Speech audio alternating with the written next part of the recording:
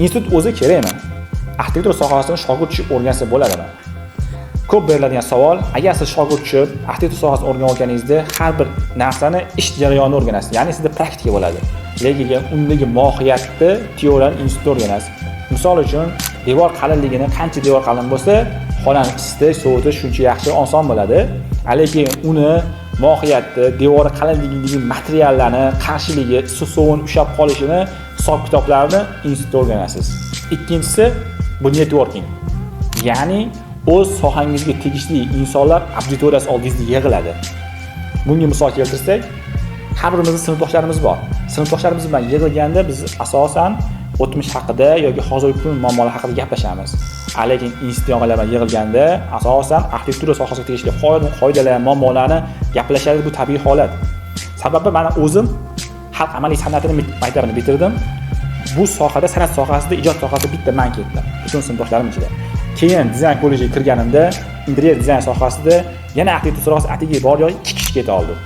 Qolganimiz boshqa sohalarda bo'lib ketdi. Lekin institutda 60 ta talaba bo'lgan bo'lsak, kamida 80% talaba hammasi arxitektura sohasida faoliyat olib boryapti. Bu degani hozir kursdoshlarim ba'zi birlari viloyat arxitektorlari, ba'zi birlari hozirda tuman arxitektorlari bo'lib ishlashyapti. Tabiiy holat, bunda o'z sohamizga tegishli savollarda men boshqa auditoriyadan ko'ra institutning og'aylarga murojaat qilaman. Institut haqida gapirganimizda diplom to'g'risida gapirmasdan ilojimiz yo'q. Lekin menga shu paytgacha biror bir ishga kirayotganimda yoki biror bir loyihani olayotganimda hech kim diploming bormi deb so'ramadi birinchi. Portfolioing qanaqa, ish tajribang qanaqa, nima ishda qilyapsan degan savol bilan kelingan. Diplomni bir hazilomuz o'xshatishi bor, ya'ni qimmat ichki kiyimga o'xshatishadi.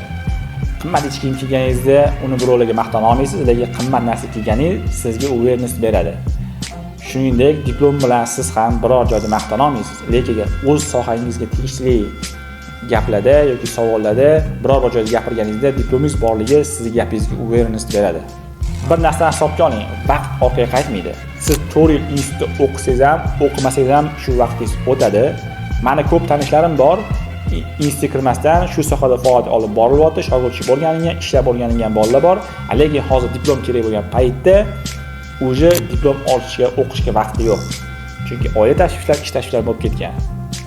Eng to'g'ri yechim ham ishlab, ham o'qib o'rgangan ma'qul.